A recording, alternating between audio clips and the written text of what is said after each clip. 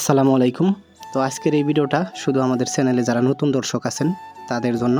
তারা বেশিরভাগই কমেন্টস করেন আমাদের বক পাখির জীবনী শুনতে। তো অবশ্যই যদিও আগে একটা ভিডিও দেওয়া আছে বক পাখির জীবনী নিয়ে, তারা হয়তো সেই ভিডিওটা দেখেননি, তাদের জন্য আজকের এই ভিডিও। তো আমি যখন এই বক পাখির ছানাগুলি কুড়িয়ে পেয়েছিলাম তখন খুবই ছোট ছোট ছিল। অবশ্যই মাছ উঠিয়ে খেতে পারেনি, তাদের মুখে উঠিয়ে দিতে হয়েছে। খুবই কষ্ট করতে হয়েছে আমার, বিশেষ করে টানা বৃষ্টি এবং জোরো বাতাসের কারণে বার্জারের নিচে পড়ে যায় এরা। তখন আমি বার্জারের নিচে থেকে এদেরকে উঠিয়ে নিয়ে আসি। অবশ্যই তাদের যে বাসাটা ছিল ওই বাসা সহ বার্জারের নিচে পড়ে গিয়েছিল। তখন ভাবলাম আসলে বাসা সহ যেহেতু ভেঙে পড়েছে, এদেরকে আর উঠিয়ে দেওয়া সম্ভব না, তাই তাদেরকে আমি বাড়িতে নিয়ে আসি। আর বাড়িতে নিয়ে এসে ওদেরকে আমি বাজার থেকে মাছ কিনে কিনে এনে খাওয়াতে লাগি এবং বড় করতে লাগি। আস্তে আস্তে এরা এভাবেই বড় হয়ে ওঠে। এই দুইটা বক পাখির মধ্যে একটা বক পাখির পাখায় ছোটবেলায় এই সমস্যা হয়, তার কারণে একটা বক পাখি এখনো উড়তে পারে না, ও শুধু দৌড়াতে পারে। আর একটা বক পাখি উড়তে পারে, যদিও সে উড়ে চলে যায় কিন্তু আবার সে মায়ার টানে ফিরে আসে। তো এদেরকে সারাদিন আমি এভাবেই এখানে রেখে দিই, আর রাত হলে এদের নিরাপত্তার কারণে এদের জন্য বানানো ঘরে এদেরকে দিয়ে দেই।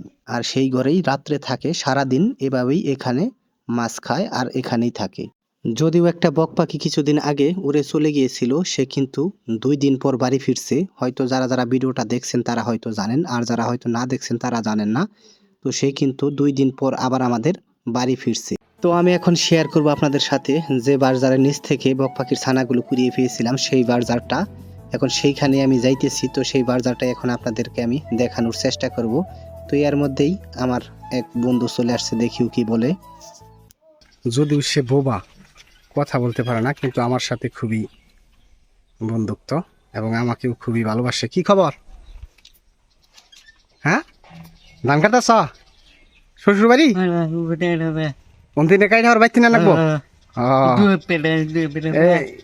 নাচ নাই, কামলা নাচ নাই, কামলা নাচ নাই, কামলা নাচ নাই, চিনি যাই তে নাই তে আছে এই নেই তার। আচ্ছা ঠিক আছে। যদি বোবা কিন্তু আমার সাথে খুবই বন্ধুত্ব, খুবই ভালো মনের মানুষ। ওই যে আমাকেও কিন্তু টাটা দিতেছে। এই যে বার্জার দেখা যাইতেছে, আমি কিন্তু এই বার্জারের নিচে থেকেই ওই দুইটা বক পাখির ছানা কুড়িয়ে পেয়েছিলাম। আর এই যে বার্জারের নিচে জমিটা দেখা যাইতেছে, ঘাসওয়ালা জমি, এটাই কিন্তু আমাদের জমি। তো এই জমিতেই আমি মূলত ঘাস কাটতে আসছিলাম, এখানেই এদেরকে আমি কুড়িয়ে পেয়েছিলাম। আশা করি বিশেষ করে আমাদের চ্যানেলে নতুন দর্শক যারা আছেন বিষয়টা ক্লিয়ার হয়েছেন। তো আমাদের এই বক পাখির সম্পর্কে যদি আরো কিছু জানার থাকে অবশ্যই আমাদের কমেন্টস করবেন, উত্তর দেওয়ার চেষ্টা করব। তো আজকের ভিডিওটা আর বেশি লম্বা করতে চাই না। ভিডিও ভালো লাগলে অবশ্যই লাইক করবেন, কমেন্ট করবেন, আমাদের বেশি বেশি সাপোর্ট করবেন, যেন বক পাখির ভিডিও প্রতিনিয়ত আপনাদের দিতে পারি এবং বক পাখির আপডেট জানতে পারেন। তো সবাই বেশি বেশি লাইক করবেন। আসসালামু আলাইকুম।